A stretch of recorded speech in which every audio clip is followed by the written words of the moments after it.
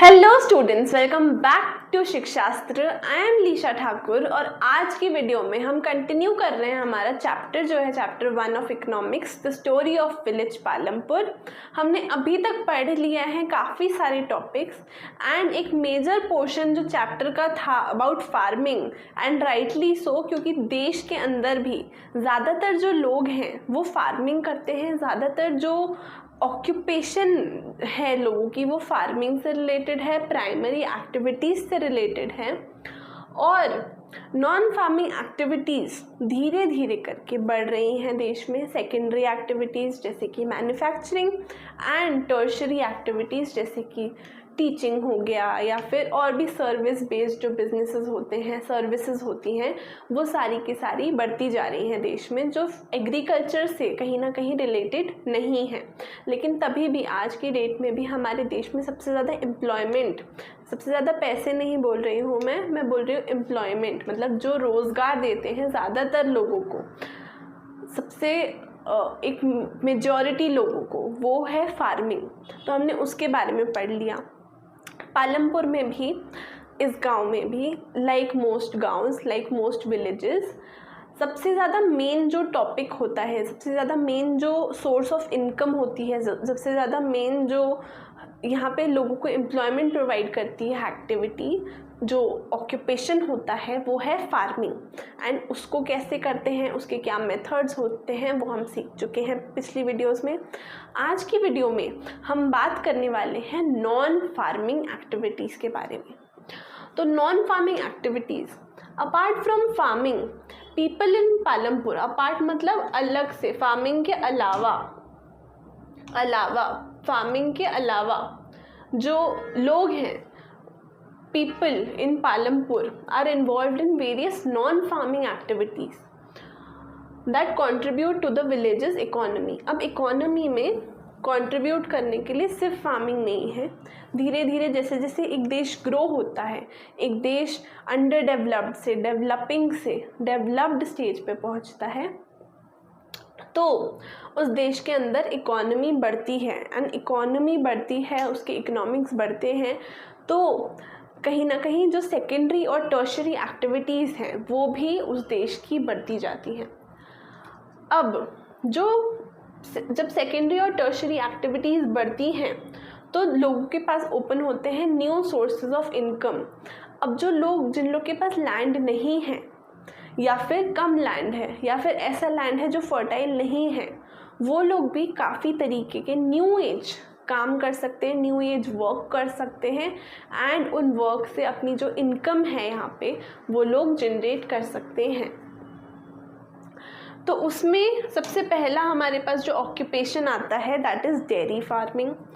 Dairy farming होता है basically cattle को रखना। कैटल इज़ लाइक गाय, भैंस, बकरी, all of these things, cows, buffaloes, आपके जो भी फार्म एनिमल्स होते हैं उनको रख के, and many families in Palampur are engaged in dairy farming. काफ़ी सारी जो फैमिलीज़ हैं, ऐसा नहीं है कि कोई फार्मिंग कर रहा है तो डेयरी फार्मिंग नहीं कर सकता, ऐसा नहीं है कोई डेयरी फार्मिंग कर रहा है तो फार्मिंग नहीं कर सकता। तो काफ़ी फैमिलीज़ ऐसी हैं पालमपुर के अंदर जो फार्मिंग के साथ साथ डेयरी फार्मिंग भी करती हैं, और काफ़ी ऐसी फैमिलीज़ भी होंगी जो सिर्फ डेयरी फार्मिंग करती हैं। अब these families they keep buffaloes and cows, अपने जो स्टेबल्स होते हैं उनके तबेले टाइप जगह होती हैं, इस टाइप का आप देख सकते हैं, ऐसे एरियाज़ में जो है वो काउस को रखते हैं, बफेलोज को रखते हैं, गोट्स को रखते हैं, एंड उनसे जो मिल्क निकलता है वो बेचते हैं। The milk is sold to the nearby dairy cooperative. सबसे बड़ा इसका एग्जाम्पल है Anand milk union limited, Amul, AMUL, इसका Amul is the biggest example in India, जो कॉरपोरेटिव सोसाइटी एक है। और वो लोग क्या करते हैं, ऐसे छोटे छोटे फार्मर्स जो अपने एरिया में 5 लीटर 10 लीटर, ज़्यादा उससे थोड़ा बहुत 20 लीटर 100 लीटर जो भी प्रोड्यूस कर रहे हैं, उस सबको कनेक्ट करके, कंबाइन करके पैकेज करके ब्रांड नेम के साथ, जिस पे हमको ट्रस्ट हो, अमूल पे हम सब ट्रस्ट करते हैं तभी हम उसका अमूल का मिल्क पीते हैं तो और उसके प्रोडक्ट्स यूज़ करते हैं। तो ये जो स्मॉल फार्मर्स हैं ये कोऑपरेटिव्स को बेच देते हैं या अगर उनके आसपास लोग रहते हैं उनको बेच देते हैं एंड ऐसे अपनी इनकम जनरेट करते हैं थ्रू नॉन फार्मिंग एक्टिविटी। यहाँ पे लाइक इन सिटीज़ एग्जाम्पल से समझते हैं, जैसे कि शहरों के अंदर वी ऑफन बाय मिल्क, हम खरीदते हैं मिल्क। अब हम जाके डायरेक्ट तबेले से जाके तो लेते नहीं है गाय से, है ना ही हम एग्जैक्टली तबेले वाले के पास जो एकदम एक छोटा सा अपने घर पे रख के बैठा है गाय को, उसके पास से जाके लेते हैं। हम कहाँ से लेते हैं? हम लेते हैं स्टोर्स से, शॉप्स से। तो शॉप्स तक पहुँचता कैसे है? वो पहुँचता इसी तरीके से है, इन्हीं लोकल वेंडर्स के थ्रू यहाँ पे हमारे पास पहुँचता है milk. We often buy milk from local vendors और सुपर मार्केट्स। अब इनसे हम खरीदते हैं milk and in villages like Palampur the milk is directly source from the farmers who rear cattle. Rear cattle मतलब जो कैटल को रखते हैं, कैटल जिनके पास होती है, वैसे फार्मर्स जो होते हैं वो डेयरी फार्मर्स होते हैं एंड उनसे इन लोकल वेंडर्स को और इन सुपर मार्केट्स में मिल्क जो है वो पहुंचता है। तो वहाँ से हमको यहाँ पे है मिल्क जो है वो मिलता है एंड इसको कहते हैं, इस पूरे प्रोसेस को डेयरी फार्मिंग। नेक्स्ट हम सीखते हैं small scale manufacturing. Small scale manufacturing, अब देखिए बड़े बड़े शहरों में ऐसी छोटी छोटी बातें होती रहती हैं, लेकिन बड़े बड़े शहरों में बड़ी बड़ी फैक्ट्रीज़ होती हैं। बड़े बड़े शहरों में जैसे दिल्ली हो गया, तो ऐसे यहाँ पे ऐसी जगहों पे बड़ी बड़ी फैक्ट्री सेटअप होती हैं। लेकिन ऐसा छोटा सा एक गांव है जो कि पालमपुर है, तो अब ऐसा छोटा सा गांव के अंदर तो आई डोंट थिंक कि हम लोग बहुत बड़ी फैक्ट्री यहाँ सेटअप कर सकते हैं। तो यहाँ पे क्या होती है, यहाँ पे छोटी छोटी यहाँ पे मैन्युफैक्चरिंग यूनिट्स होती हैं। छोटे छोटे स्केल पे लोग मैन्युफैक्चरिंग कैरी आउट करते हैं। हम देखते हैं कैसे। Small scale manufacturing activities are carried out in people's homes. कहाँ पे होते हैं? लोगों के घर में। आपने सुना होगा, लोग कहते हैं कि इंडिया में हर घर में बिजनेस है, हर घर में छोटी सी एक एरिया में छोटी सी जगह पे कहीं ना कहीं कुछ ना कुछ बिजनेस तो हो ही रहा है। ऐसे ही पालमपुर में भी लोगों के घर के अंदर ही स्मॉल स्केल पे मैन्युफैक्चरिंग हो रही है, या स्मॉल वर्कशॉप्स, उनकी स्मॉल वर्क स्टेशंस होती हैं, स्मॉल वर्कशॉप्स होती हैं जहाँ पे मैन्युफैक्चरिंग होती है। अब एक मिनट में देखूं मिश्री लाल जी हमने यहाँ लिखे हैं क्या, नहीं लिखे हैं, पर मैं आपको बता देती हूँ। पालमपुर में रहते हैं एक इंसान जो है मिश्री लाल जी। अब नाम उनका मिश्री है पर काम वो गुड़ बनाने का करते हैं। मिश्री लाल जी गुड़ बनाते हैं एक ऐसे ही तरीके से, स्मॉल स्केल मैन्युफैक्चरिंग के तरीके से, एंड वो उनके गन्ने के खेत हैं। अब वो गन्ने के खेत के मालिक हैं, तो वो अब उनके पास खूब सारा गन्ना है। अब वो कुछ गन्ने को बेच देते हैं, कुछ गन्ने को खुद के लिए यूज़ करते हैं, पर यूज़ कर करके कितना करेंगे। तो कुछ गन्ने से या बहुत सारा एक उनके पास जो गन्ने का प्रोडक्शन जो है, स्टॉक है, वो बचा हुआ रहता है, सरप्लस रहता है, उससे वो क्या करते हैं, गुड़ बनाते हैं। एंड उनके घर के पास में छोटा सा एक उनका ऐसा मैन्युफैक्चरिंग सा यूनिट है जिससे वो क्या करते हैं, गन्ने से गुड़ बनाते हैं।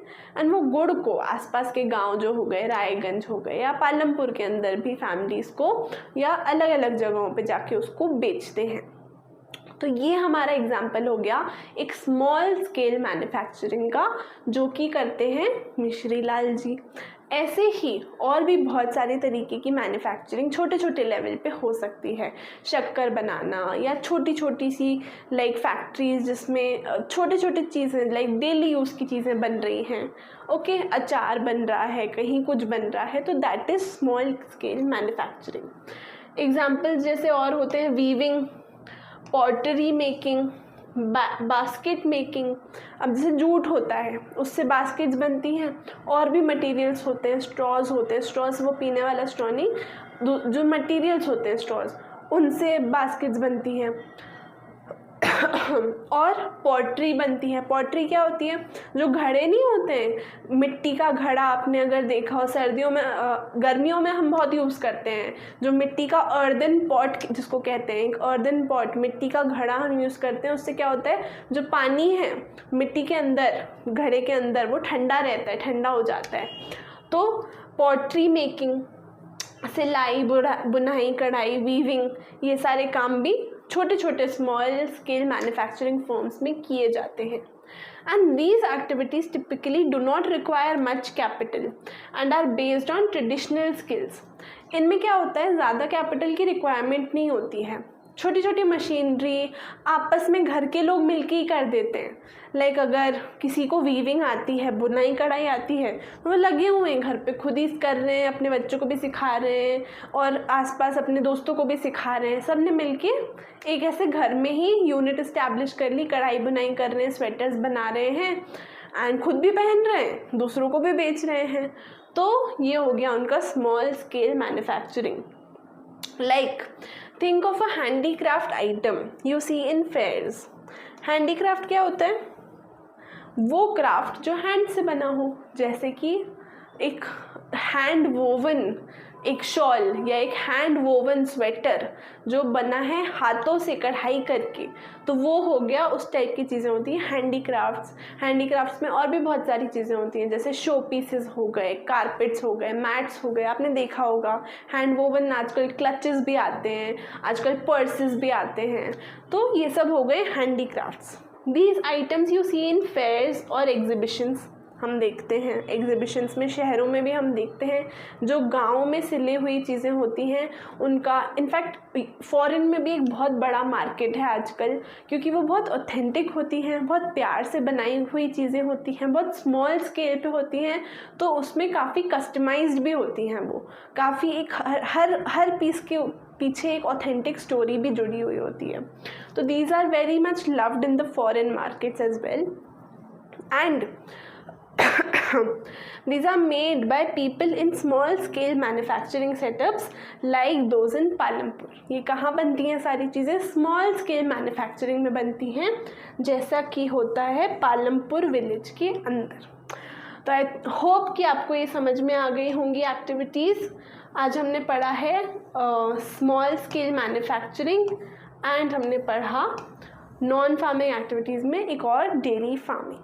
आई होप अच्छे से समझ में आ गया हो। कोई भी डाउट हो तो feel free to ask in the comment section down below. अगर वीडियो अच्छी लगी है तो थम्स अप दे दो, अच्छे अच्छे कमेंट्स कर दो, मेरा भी मोटिवेशन बना रहता है उससे। And I will see you guys in the next video and I hope you are taking care of yourselves. Okay, health का ध्यान रखो, अच्छे से पढ़ाई करते रहो and thank you so much for watching Shikshastra. I am Lisha Thakur signing of.